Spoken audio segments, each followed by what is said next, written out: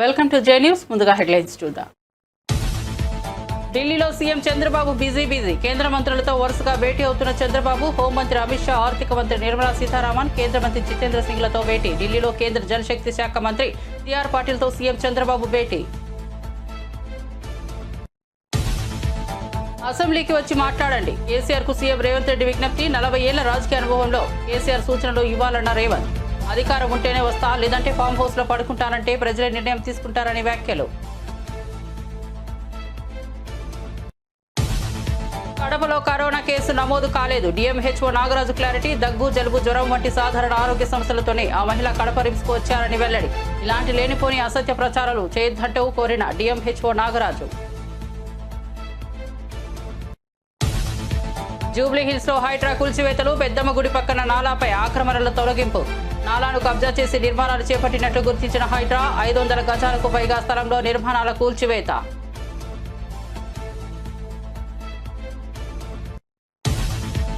MP DK అరుణకు కేంద్రం కీలక బాధ్యతలు. Food corporation of India consultative committee Telangana chairperson గా డీకే అరుణ. అధికారిక ఉత్తర్వులు జారీ చేసిన పార్లమెంట్ వ్యవహారాల శాఖ.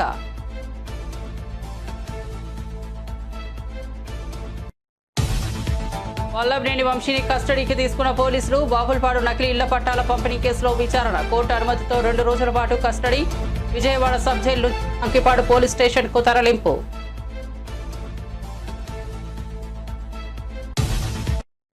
వార్త వివరాల్లోకి వెళ్తే, న్యూఢిల్లీ పర్యటనలో ఏపీ సీఎం చంద్రబాబు బిజీగా కాలం గడుపుతున్నారు. రాష్ట్ర అభివృద్ధిపై దృష్టి సారించిన సీఎం వరుసగా కేంద్ర మంత్రులతో సమావేశమయ్యారు. హోంమంత్రి అమిత్ షా, ఆర్థిక మంత్రి నిర్మలా సీతారామన్, జితేంద్ర సింగ్లతో ముఖ్యంగా నిధులపై చర్చించారు. జలశక్తి శాఖ మంత్రి సిఆర్ పాటిల్తో నీటి ప్రాజెక్టులపై సంప్రదింపులు జరిపారు. ఈ భేటీలో కేంద్ర మంత్రి రామ్మోహన్ నాయుడు, సహాయ మంత్రి పెమ్మసాని చంద్రశేఖర్ కూడా పాల్గొన్నారు. దేశాన్ని నూతన ఇంధన రంగంలో ముందుకు నడిపే అంశంపై సీఎం చంద్రబాబు ప్రహ్లాద్ జోషి ఆధ్వర్యంలో జరిగిన సమావేశంలో పాల్గొన్నారు. విమానయాన, గ్రామీణాభివృద్ధి, కమ్యూనికేషన్ల శాఖలకు సంబంధించిన ప్రాధాన్య అంశాలు చర్చకు వచ్చాయి. కేంద్ర సహకారంతో రాష్ట్ర అభివృద్ధి ముమ్మరం చేయాలన్న లక్ష్యంతో సీఎం తన ఢిల్లీ పర్యటనను ఉత్సాహంగా కొనసాగిస్తున్నారు. సంగారెడ్డిలో బహిరంగ సభలో సీఎం రేవంత్ రెడ్డి కీలక వ్యాఖ్యలు చేశారు. ప్రతిపక్ష నేత కేసీఆర్ అసెంబ్లీలో పాల్గొనాలని మరోసారి విజ్ఞప్తి చేశారు. 40 ఏళ్ల అనుభవంతో ప్రభుత్వానికి మార్గనిర్దేశం చేయాలి అన్నారు. వరి పంటకు బోనస్ ఇస్తున్నామని, రైతుల అప్పులు తీరుస్తున్నామని తెలిపారు. మహాలక్ష్మి పథకంలో మహిళల ఆర్థిక స్వావలంబన దిశగా చర్యలు కొనసాగుతున్నాయని పేర్కొన్నారు. గత 10 ఏళ్లలో యువతకు ఉద్యోగాలు ఇవ్వలేదని ఆవేదన వ్యక్తం చేశారు. ఫామ్ హౌస్ లో పడుకోవడం ప్రజలే ఎలా చూస్తారో చూసేద్దామని కేసీఆర్ ఉద్దేశించి వ్యాఖ్యానించారు. జహీరాబాద్ అభివృద్ధికి నిధులు కేటాయిస్తామని హామీ ఇచ్చారు. స్థానికుల అభివృద్ధి ప్రభుత్వ లక్ష్యమని, ఎన్నికల తరువాత రాజకీయాలు కాకుండా అభివృద్ధికే మొగ్గు చూపుతామన్నారు.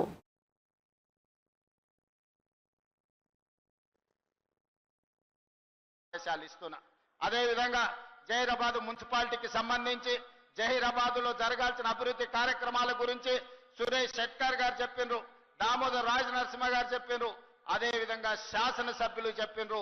తప్పకుండా దానికి సంబంధించి ఒక ప్రత్యేకమైన సమీక్ష చేసి ఏమేమి ఇవ్వగలుగుతామో మున్సిపాలిటీలో, అదే డ్రైనేజీ వ్యవస్థ కావచ్చు, సీసీ రోడ్లు కావచ్చు, తాగునీటి సమస్య కావచ్చు, ఏమి నిధులు అవసరం అవుతాయో అధికారులందరినీ కూడా పిలిచి సమీక్ష చేసి జహీరాబాద్ నియోజకవర్గానికి అవసరమైన నిధులను మంజూరు చేయడానికి నాకు ఎలాంటి అభ్యంతరం లేదు. ఎన్నికలు వచ్చినప్పుడే రాజకీయాలు, ఎన్నికల తర్వాత అందరిని కలుపుకొని అభివృద్ధి చేయడమే నా బాధ్యత. తప్పకుండా జహీరాబాద్ నియోజకవర్గ అభివృద్ధిని నేను నీకు మంజూరు చేస్తా. మాజీ మంత్రివర్యులు చంద్రశేఖర్ గారు కూడా 4-5 సార్లు నా దగ్గరికి వచ్చి అడిగిండు, అన్నా గెలిచినా ఓడినా నాకు బాధ లేదు, ఓడిన బాధ ఉన్నా ఓట్లేసిన ప్రజలకు నేను అభివృద్ధి చేయాల్సిన అవసరం ఉంది, జహీరాబాద్ కు మీరు నిధులు ఇవ్వండి అని వారు చాలా సార్లు నాకు విజ్ఞప్తి చేసిండ్రు. తప్పకుండా నిధులు మంజూరు చేస్తానని చెప్పి ఈ వేదిక మీద నుంచి వారికి నేను విజ్ఞప్తి చేస్తున్నా. అదేవిధంగా నారాయణ ఖేడ్ కు సంబంధించి ప్రభుత్వంతో మాట్లాడి నిధులు తీసుకొచ్చి తప్పకుండా ఈ ప్రాంత అభివృద్ధి కోసం నా వంతు సహకారాన్ని గ్రామ మంటపాలు పాడిన గొప్ప నాయకురాలు, మెదకు ప్రాంతం యొక్క అభివృద్ధి కోసం ప్రారంభించిన నిమ్స్ అభివృద్ధి కుంటుబడింది. ఈనాడు నేను ముఖ్యమంత్రిగా బాధ్యతలు చేపట్టిన తర్వాత సోదరులు దామోదర్ రాజనరసింహ గారు నా దగ్గరికి వచ్చి ఈ పారిశ్రామిక వాడలో ప్రజలకు అన్యాయం జరిగింది, భూసేకరణలో వాళ్లకు నష్టం జరిగింది. ఎస్సీలకు అసైన్మెంట్ పట్టాలకు 2.5 లక్షలే ఇస్తున్నారు, భూమి పోయిన వాళ్ళకు 5 లక్షలే ఇస్తున్నారు. వాళ్లకు పెంచాల్సిన అవసరం ఉన్నదని సోదరుడు దామోదర్ రాజనరసింహ గారు నా దృష్టికి తెచ్చారు. ఎంబడే మా అధికారులను పిలిపించి మీరు అక్కడికి వెళ్ళి పరిశీలించి ఆ ప్రాంత రైతులతోని మాట్లాడండి, వాళ్లకు న్యాయం జరగాలి అని నష్ట పరిహారాన్ని పెంచి ఇవ్వడమే కాదు వాళ్ళని అందరిని పిలిచి మాట్లాడి ఈ రోజు భూసేకరణ కార్యక్రమాన్ని వేగంగా ముందుకు తీసుకెళ్లి ఈ ప్రాంతంలో ఇండస్ట్రీస్ పార్క్ తీసుకొచ్చి ముఖ్యంగా ఆటోమొబైల్ ఇండస్ట్రీ తేవాలని ఇవాళ హుండై కార్ల పరిశ్రమకు జైరాబాద్ నిమ్స్ లో స్థలాన్ని కేటాయించి 450 ఎకరాలు కుదొందర్లోనే హుండై కార్ల ఉత్పత్తి సంస్థ ఇక్కడ వాళ్ళ కార్యక్రమాలను ప్రారంభించబోతుందని తెలియజేయడానికి నేను సంతోషపడుతున్నా. అదే కాదు ఇప్పటి దగ్గర స్థానిక శాసనసభ్యులు మాణిక్రావు గారు, అదే విధంగా మా పెద్దలు సురేష్ శెట్కర్ గారు, అదే విధంగా టీజీఐఐసి చైర్పర్సన్ నిర్మలా జగ్గారెడ్డి గారు, చైర్పర్సన్ గారి తరఫున జగ్గారెడ్డి గారు వచ్చి నాకు ఒక సూచన చేసిండు. నేను ఈ జిల్లా నుంచి ప్రాతినిధ్యం వహిస్తున్నా, ఈ భూములు పోయిన వాళ్లకు మీరు ఇందిరమ్మ ఇండ్లు ఇస్తే ఇందిరమ్మ పేరు శాశ్వతంగా గుర్తు పెట్టుకుంటారు, మీరు ప్రకటన చేయాల్సిందే అని జగ్గారెడ్డి గారు వచ్చి నా పక్కన కూర్చొని పంచాయతీ పెట్టిండ్రు. అందుకే ఇవాళ సురేష్ శెట్కర్ గారు, స్థానిక శాసనసభ్యులు, అదే విధంగా జగ్గారెడ్డి గారు తెలంగాణ ప్రజల అవసరాలను దృష్టిలో ఉంచుకొని చరిత్రలో నిలిచిపోయే విధంగా కీలక నిర్ణయాలను తీసుకుంటూ రాష్ట్రాన్ని ముందుకు తీసుకెళ్తున్నారని మంత్రి దామోదర రాజనరసింహ అన్నారు. సీఎం రేవంత్ రెడ్డి నేతృత్వంలోని ప్రభుత్వం ఆరోగ్యం, సంక్షేమం, శాస్త్ర, సాంకేతిక రంగాల్లో అనేక అభివృద్ధి పథకాలను ఆచరణలోకి తీసుకొచ్చిందని తెలిపారు. ప్రజల మేలు కోసం తీసుకున్న ఈ నిర్ణయాలు రాష్ట్ర అభివృద్ధిలో మైలురాయిగా నిలుస్తాయని పేర్కొన్నారు. త్యాగాలతో కూడిన పోరాటం, మా తెలంగాణ మాకు కావాలి అని పోరాటం. ఆ పోరాటాన్ని, ఆ త్యాగాలని గుర్తించింది కాంగ్రెస్ పార్టీ. సరైన సమయంలో 2013-14లో ఒక రాష్ట్రాన్ని విభజించి పార్టీ నష్టము జరుగుతున్నా, జాతీయ పార్టీకి నష్టము జరుగుతున్నా తెలంగాణ ఆత్మగౌరవము, తెలంగాణ పోరాటాన్ని గుర్తించి తెలంగాణ కల సాకారం చేసింది సోనియమ్మ కాంగ్రెస్ పార్టీ.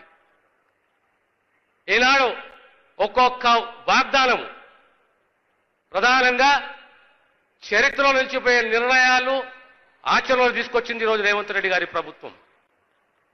1931లో మొదటిసారి కులగణన జరిగితే రాహుల్ గాంధీ గారి వారి పాదయాత్రలో చెప్తుండే, జిత్నీ కిస్కి ఆబాదీ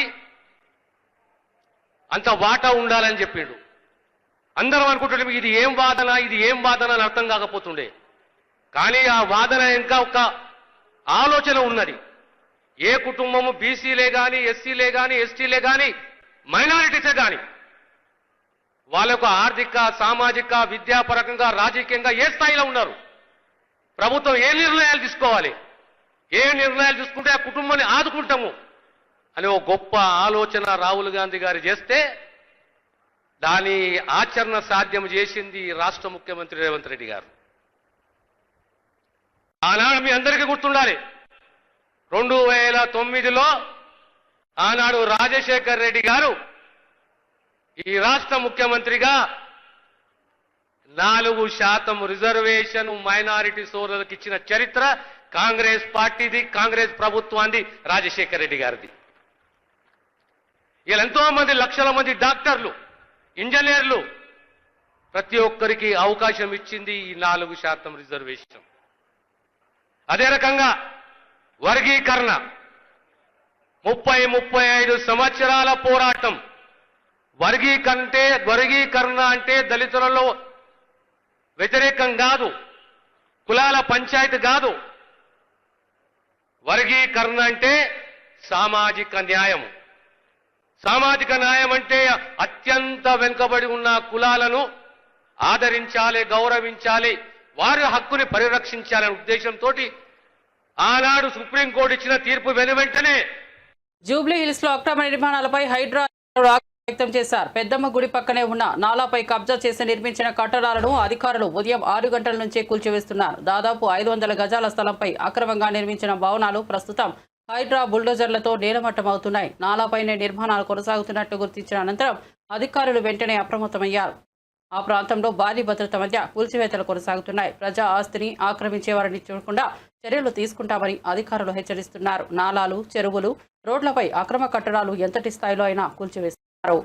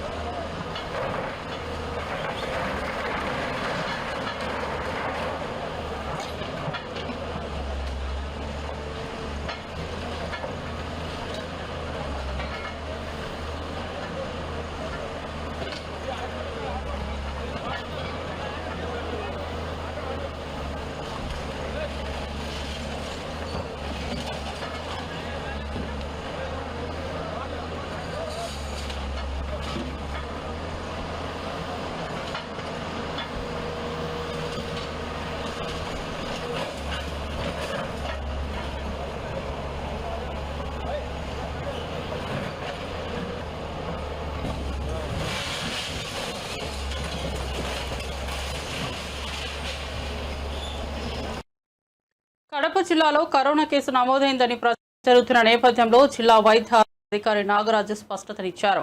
రిమ్స్ కు వచ్చిన మహిళకు కరోనా కాదు, మామూలు దగ్గు, జలుబు, జ్వర లక్షణాలు మాత్రమే ఉన్నాయని వివరించారు. వాస్తవాలను తెలియకుండానే కొందరు అసత్య ప్రచారాలు చేస్తూ ప్రజల్లో అనవసర భయం సృష్టిస్తున్నారని ఆయన ఆవేదన వ్యక్తం చేశారు. కడప జిల్లాలో ఇప్పటి వరకు ఒక్క కరోనా కేసు కూడా నమోదు కాలేదని స్పష్టం చేశారు. ప్రజలు అలర్టుగా ఉండాలని, కానీ ఒత్తిడికి లోనవద్దని సూచించారు. ప్రభుత్వ సూచనలతో పాటుగా వైద్య శాఖ చర్యలు తీసుకుంటోందన్నారు. ఇలా అవాస్తవ ప్రచారాలతో ఆరోగ్య సిబ్బందికి, రోగులకు అంతరాయం కలిగించే ప్రయత్నాలు సమాజానికి మంచివి కావన్నారు. కరోనా వైరస్ గురించి అధికారిక సమాచారం లేనిదే నమ్మకూడదని కోరారు. షేక్ గౌసిన్ మొబిన్ అనే ఒక 75 ఇయర్స్ లేడీ నంద్యాల నుంచి కాఫ్ అండ్ కోల్డ్ ఫీవర్తో వచ్చింది. దాన్ని ఆమె ప్రైవేట్ హాస్పిటల్లోన, ప్రొద్దుటూరులోన, అలానే ప్రైమ్ హాస్పిటల్ ప్రైవేట్ హాస్పిటల్లో అడ్మిట్ ఇచ్చేసుకునింది. నెక్స్ట్ వీళ్ళు జీజీహెచ్కి వెళ్ళారు. అంటే బాగుందని వెళ్ళిపోయారు, మళ్ళీ వచ్చినారు. జీజీహెచ్కి వెళ్తే జీజీహెచ్లో కోవిడ్ వార్డులో అడ్మిట్ చేయడం జరిగింది. ఎందుకంటే ఓల్డ్ ఏజ్ ఉంది, కొద్దిగా సివియర్ లంగ్ ఇన్ఫెక్షన్ ఉంది అని. దానివల్ల వీళ్ళంతా కోవిడ్ అని చెప్పి దాన్ని ఇది చేయడం జరుగుతుంది. కాబట్టి దీన్ని గవర్నమెంట్ ఏదైనా కూడా మీరు ఇక్కడికి రావాల్సిన అవసరం లేదు. ఎందుకంటే ప్రతి ఒక్కటి అది కరెక్ట్గా కనుక్కోకుండా ప్రెస్లో కానీ దీంట్లో కానీ వస్తూ ఉంది. కాబట్టి దయచేసి అలాంటివి చేయకుండా, ఒకవేళ ఏదైనా ఎప్పుడైనా కేసెస్ కోవిడ్ మనమేమి కొత్తగా చూసింది కాదు, నెక్స్ట్ కేసెస్ ఏవైనా వచ్చినా కూడా మనము ఇదిగా చేయడం జరుగుతుంది. యాజ్ పర్ ప్రోటోకాల్ మెయింటైన్ చేయడం జరుగుతుంది. కాబట్టి దీన్ని ఊరికేనే లేని దాన్ని పిక్చరైజ్ చేసి ఇది చేయాల్సిన అవసరం లేదు. షేక్ గౌసిన్ మొబిన్ అనే ఒక 75 ఇయర్స్ లేడీ తెలంగాణకు చెందిన ఎంపీ డీకే అరుణకు కేంద్రం కీలక పదవిని అప్పగించింది. భారత ఆహార సంస్థ కన్సల్టేటివ్ కమిటీకి రాష్ట్ర చైర్పర్సన్గా ఆమెను నియమిస్తూ కేంద్ర పార్లమెంటరీ వ్యవహారాల శాఖ ఉత్తర్వులు జారీ చేసింది. ఈ నియామకం ద్వారా తెలంగాణలో ధాన్యం సేకరణ, ఆహార ఉత్పత్తులపై ఆమె ప్రత్యేక దృష్టి సారించనున్నారు. రాష్ట్రంలో ఉత్పత్తి, సేకరణలో ఉన్న సమస్యలపై లోతుగా అధ్యయనం చేసి తగిన సిఫారసులు ప్రభుత్వానికి అందించనుంది. ఈ కమిటీ రైతుల ప్రయోజనాలను దృష్టిలో ఉంచుకుని వినూత్న మార్గాలను సూచించనున్నారు. కొత్తగా బాధ్యతలు అప్పగించిన కేంద్రానికి కృతజ్ఞతలు తెలిపారు డీకే అరుణ. రాష్ట్ర వ్యాప్తంగా ఆహార భద్రతపై కీలక నిర్ణయాలకు ఇది దోహదపడుతుందని అంచనాలు వ్యక్తమవుతున్నాయి. AP liquor scam case Reddy కుటుంబానికి సుప్రీంకోర్టు నుంచి తీవ్ర ఎదురు దెబ్బ తగిలింది. తన అరెస్టు సమయంలో అధికారులు నిబంధనలు పాటించలేదని పేర్కొంటూ దాఖలైన పిటిషన్ను రాజ్ తండ్రి ఉపేందర్ రెడ్డి ద్వారా కోర్టులో వినిపించారు. అరెస్టు అక్రమం అంటూ రాజ్ కసిరెడ్డి స్వయంగా కూడా పిటిషన్ వేశారు. అయితే తాజా విచారణలో ఈ 2 పిటిషన్లను సుప్రీంకోర్టు ఖండించింది. బెయిల్ మంజూరు కావాలన్న అభ్యర్థనను తిరస్కరించిన కోర్టు ప్రస్తుతం ఉన్న ఆధారాల కింద విచారణ కొనసాగించాల్సిందేనని స్పష్టం చేసింది. నకిలీ ఇళ్ల పట్టాల కేసులో టెనహరి ఎమ్మెల్యే వల్లభనేని వంశీకి మరోసారి చిక్కులు తప్పలేదు. పోలీసులు ఆయనను కస్టడీకి తీసుకున్నారు. వైద్య పరీక్షల అనంతరం విచారణ చేపట్టనున్నట్లు వెల్లడించారు. కోర్టు ఆదేశాల మేరకు వంశీని ఉదయం 10 గంటల నుంచి సాయంత్రం 4 గంటల వరకు మాత్రమే న్యాయవాది సమక్షంలో విచారించాల్సిందిగా పోలీసులకు సూచనలు ఇవ్వడం గమనార్హం. కస్టడీకి తీసుకునే ముందు వంశీని జైల్లో ఆయన భార్య కలిసి పరిస్థితులను తెలుసుకున్నారు. నకిలీ పట్టాల వ్యవహారంలో ఇప్పటికే పలువురు అధికారులు, మద్దతుదారులు, పోలీసులు విచారించగా వంశీపై విచారణ కీలకంగా మారింది. ఈ కేసులో మరిన్ని అంశాలు వెలుగులోకి వచ్చే అవకాశం ఉండటంతో రాష్ట్ర రాజకీయాల్లో ఈ దర్యాప్తు చర్చనీయాంశంగా మారింది. కవిత లేఖ వ్యవహారంపై బీజేపీ ఎమ్మెల్యే ఏలేటి మహేశ్వర్ రెడ్డి సంచలన వ్యాఖ్యలు చేశారు. ఆ లేఖ బయటకు వస్తుందని నేను 10 రోజుల ముందే చెప్పారు. ఇప్పుడు జరుగుతున్నది బీఆర్ఎస్లో అవినీతి సొమ్ముల పంపకాల పంచాయతీ ఫలితమని ఆయన పేర్కొన్నారు. కవితపై పార్టీ అగ్రనేతలు అసంతృప్తిగా ఉన్నారని, ఆమెను బీఆర్ఎస్ నుంచి బయటకు పంపేందుకు ప్రయత్నాలు జరుగుతున్నాయని అన్నారు. పదవులు, ఆస్తుల విషయంలో కవితలో అసంతృప్తి ఉందని, రాబోయే స్థానిక సంస్థల ఎన్నికల్లో ఆమె స్వయంగా అభ్యర్థులను రంగంలోకి దింపాలని చూస్తోందని చెప్పారు. బీఆర్ఎస్లో మరికొన్ని ప్రకంపనలు వచ్చే అవకాశం ఉందని హెచ్చరించారు. లేఖ లీక్ చేస్తుందని చెప్పి నేను 10 రోజుల ముందే చెప్పడం జరిగింది. 10 రోజుల క్రితం నేను చేసినటువంటి చిట్ చాట్లో చాలా స్పష్టంగా చెప్పాను. టీఆర్ఎస్లో 4 స్తంభాల ఆట నడుస్తుందని, ఖచ్చితంగా ఈరోజు కవిత తండ్రికి రాసిన లేఖ బయటకు వస్తుందని నేను చెప్పాను. చెప్పిన వారం 10 రోజుల్లోనే ఆమె రాసిన లెటర్ లీక్ ఇవ్వడం జరిగింది. స్పష్టంగా దాంట్లో ఆమె చెప్తా ఉన్నది. అలవి కానటువంటి డిమాండ్లతోటి ఈరోజు ఆమె ఓ పంచాయతీ పెట్టుకొని బయటకు వెళ్ళినట్టుగా చాలా స్పష్టంగా అవుపడుతున్నది. దాదాపు 8,000 ఎంపీటీసీలు ఉంటాయి. 8,000 ఎంపీటీసీలు హైకమాండ్ కాకుండా ఇన్ఛార్జ్లకు ఇస్తారు అని ఆమె చెప్పినప్పుడే అర్థమవుతా ఉన్నది. ఆమె ఈ పార్టీలో ఆమెకు ఆల్రెడీ పొగబెట్టారని, ఆమెను బయటకు పంపిస్తున్నారని, ఆమె బయటకు పోవడానికి సిద్ధమైందని, బయటకు పోయి ఆమె దుకాణం ఆమె పెట్టుకుంటుందని చాలా స్పష్టంగా ఆ లెటర్లో చెప్పడం జరిగింది. ఈరోజు ఇదంతా కూడా అవినీతి సొమ్ము పంపకాల్లో జరిగినటువంటి పంచాయతీయే. పదవుల్లో అన్నకే ఇస్తారు, ఆస్తులు అన్నకే ఇస్తారా? మరి నా జాగృతి కూడా టీఆర్ఎస్ అధికారం రావడంలో పనిచేసింది కదా, మరి నాకు అధికారంలో వాటా, పంపకాల్లో వాటా సరిగా రావడం లేదన్న పంచాయతీ ఈరోజు బయటకు వచ్చింది. నేను 10 రోజుల క్రితమే చెప్పిన, ఖచ్చితంగా ఈ పంచాయతీ బయటకు వస్తుందని చెప్పిన, ఖచ్చితంగా ఆమె బయటకు వెళ్ళి ఆమె దుకాణం ఆమె పెట్టుకొని ఆమె పార్టీ ఆమె పెట్టుకుంటుందని చెప్పిన. ఇదే జరగబోతున్నది. ఈరోజు కవిత లెటర్ చాలా స్పష్టంగా, తండ్రికి రాసిన లెటర్లో ఆమె ఆవేదన చాలా స్పష్టంగా అవపడతా ఉన్నది. టీఆర్ఎస్కి వారసుడిగా కేటీఆర్ని చేస్తూ ఉన్నాడు, మరి అవినీతి సొమ్మంతా కేటీఆర్కే ఇస్తూ ఉన్నాడు అని చెప్పి ఆమె ఆవేదన చాలా స్పష్టంగా అవపడతా ఉన్నది. ఖచ్చితంగా రేపు జరగబోయేటువంటి ఈమె బయటకు వెళ్ళిన తర్వాత మళ్ళీ అతి త్వరలో ఇంకొక ప్రకంపనం కూడా టీఆర్ఎస్ జరగబోతుంది. మరి 4 స్తంభాల ఆటలో ఈరోజు ఒక స్తంభం బయటకు వచ్చింది.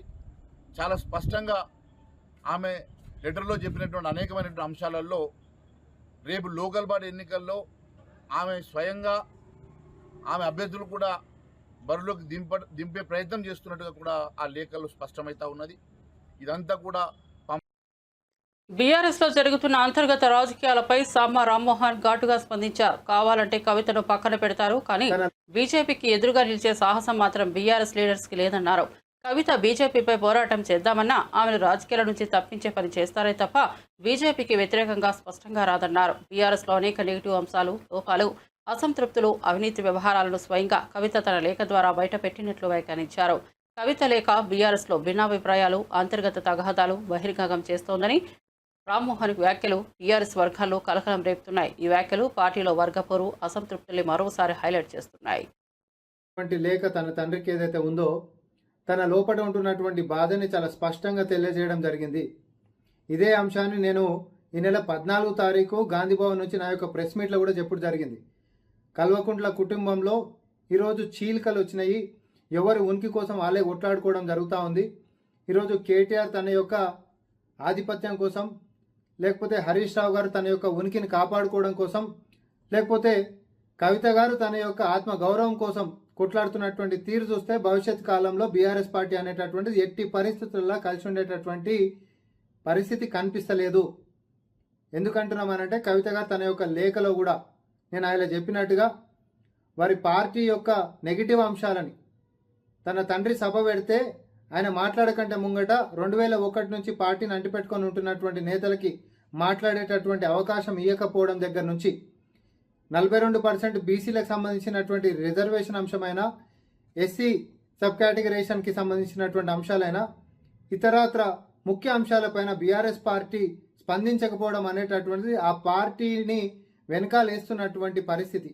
అంతేకాదు తను జైలుకు పోవడానికి కారణమైనటువంటి బీజేపీ పార్టీ పైన అంతు చూస్తామని, వారి సంగతి చూస్తామని చెప్పి శపథం తీసుకున్నటువంటి కవిత గారి యొక్క నోరు నొక్కేసినటువంటి పరిస్థితి కూడా పరోక్షంగా తన యొక్క లేఖలో తన యొక్క అసంతృప్తిని వారి యొక్క తండ్రి గారికి తెలియజేయడం జరిగింది.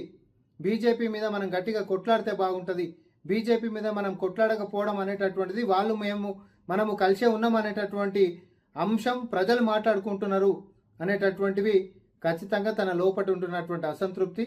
కానీ అసలు వాస్తవం ఏంటంటే ఎట్టి పరిస్థితులలో బీఆర్ఎస్ పార్టీ బీజేపీని తిట్టదు, బీఆర్ఎస్ పార్టీ బీజేపీకి వ్యతిరేకంగా కొట్లాడదు.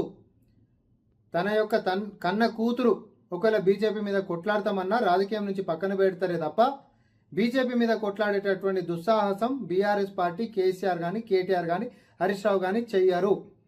భవిష్యత్తులో కూడా ఈ పార్టీలో ఎవరైనా బలంగా కానీ వాళ్ళు కొట్టుకొని ఇంకేదైనా కానీ రాజకీయంగా ఎవరైతే బలంగా తయారవుతారో వాళ్ళతో బీజేపీ కలిసిపోయేటటువంటి యొక్క నిర్ణయాలు చాలా స్పష్టంగా మనకు కనిపిస్తూ ఉన్నాయి. నేను తెలంగాణ ప్రజలకు ఒకటే చెప్పదలుచుకున్నా, ఏంటిదంటే తెలంగాణలో రానున్నటువంటి కాలంలో బీఆర్ఎస్ పార్టీ అనేటటువంటిది మాత్రం గతంలో ఉంటున్నటువంటి విధంగా కుటుంబ సభ్యులందరూ సంఘటితంగా కొట్లాడేటటువంటి అంశమే లేదు. ఒకవేళ కొట్లాడినా పైన చూపించేటటువంటి డ్రామానే తప్ప మేడిపండు లెక్క పైకి మాత్రం. కూటమి ప్రభుత్వంపై వైఎస్ఆర్సీపీ నేతలు తీవ్రస్థాయిలో విరుచుకుపడుతున్నారు. వైఎస్ జగన్ డేటాలతో సహా సుదీర్ఘంగా మాట్లాడి కూటమి ప్రభుత్వం చేస్తున్న రాజకాలను, మోసాలను బహిర్గతం చేశారని అధికార ప్రతినిధి కారుమూరి వెంకటరెడ్డి పేర్కొన్నారు. అయితే కూటమి నేతలు మాత్రం అభూత కల్పనలతో దుష్ప్రచారమే చేయడం చూసి ప్రజలు విసిగెత్తిపోతున్నారని ఆగ్రహం వ్యక్తం చేశారు. అబద్ధాలు చెప్పి అధికారంలోకి వచ్చిన చంద్రబాబు నాయుడు ఇప్పటికీ అదే అబద్ధాలపై ఆధారపడుతూ కాలం గడిపిస్తున్నారని విమర్శించారు. జగన్ మీడియా సమావేశం ద్వారా వాస్తవాలను స్పష్టంగా చెప్పినా ప్రజల దృష్టిని మళ్లించేందుకే కూటమి కుట్రలు చేస్తోందని ఆరోపించారు. ప్రజలకు నిజం అర్థమై ఎప్పుడు సమయం ఇస్తే సరైన తీర్పు ఇస్తారనే నమ్మకం తమకుందని చెప్పారు. పాటు సుదీర్ఘంగా విత్ డేటాతో పెట్టినటువంటి press meet, point to point, pin to pin ప్రజలకు అర్థమయ్యే విధంగా అసలు ఈ 11 నెలల ఈ కూటమి ప్రభుత్వంలో ఏ విధంగా దమనకాండ జరుగుతుంది, ఏ విధంగా అవినీతి జరుగుతుంది, ఏ విధంగా తన మనుషులకి అడ్డగోలుగా దోచిపెడతా ఉన్నారు, ఏ విధంగా తప్పుడు కేసులు పెట్టి వేధిస్తూ ఉన్నారు, వీటన్నిటికి సంబంధించి సుదీర్ఘంగా నిన్న ప్రెస్ మీట్ జగన్మోహన్ రెడ్డి గారు విత్ డేటాతో ప్రెస్ మీట్ పెడితే, ఎప్పుడైనా జగన్మోహన్ రెడ్డి గారు అది అధికారంలో ఉండండి, ప్రతిపక్షంలో ఉండండి, జగన్మోహన్ రెడ్డి గారు ఏదైనా కూడా స్టాటిస్టిక్స్ లేకుండా మాట్లాడరు. ఇది బడ్జెట్కి సంబంధించింది కానీ, లేదంటే కాగుకు సంబంధించినవి కానీ, లేదంటే రిజర్వ్ బ్యాంక్ ఆఫ్ ఇండియా కానీ, ఇట్లా విత్ డేటాతోనే జగన్మోహన్ రెడ్డి గారు మాట్లాడతారు.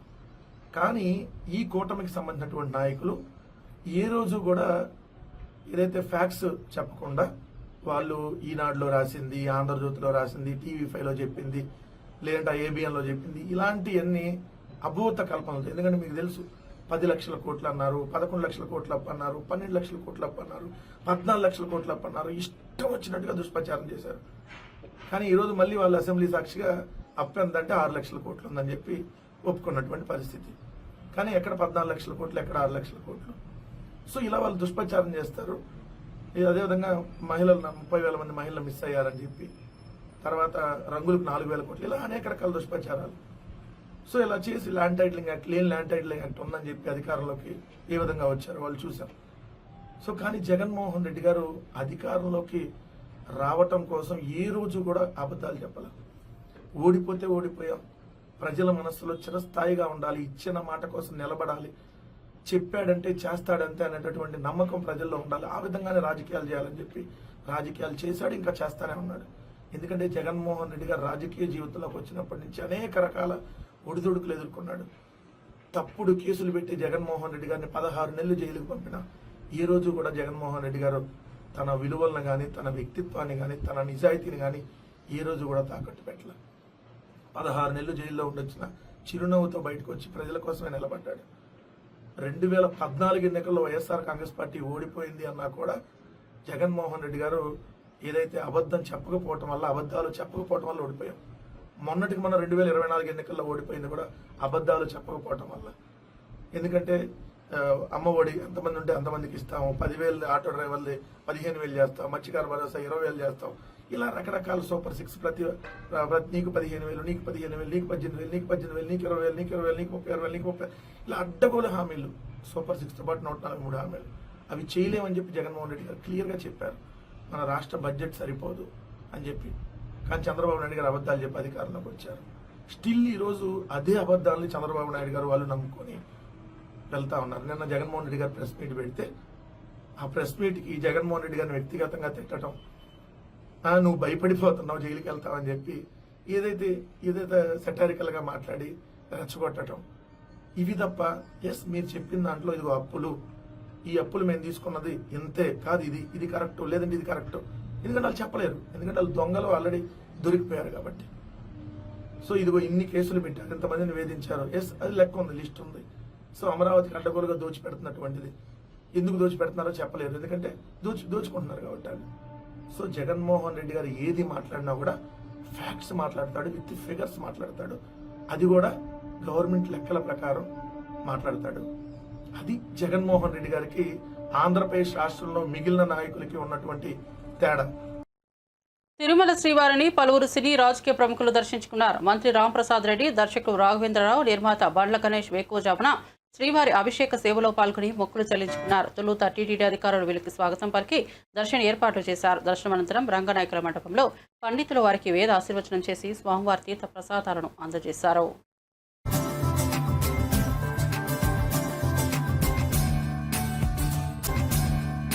స్వామివారి అభిషేకం చూశాను. పుట్టినరోజు సందర్భంగా స్వామిని దర్శించుకోవటం, అభిషేకం చూడటం నా జన్మదినమైంది. స్వామి సేవకు ఎప్పుడు నేను రెడీగా ఉంటాను. గోవింద గోవింద.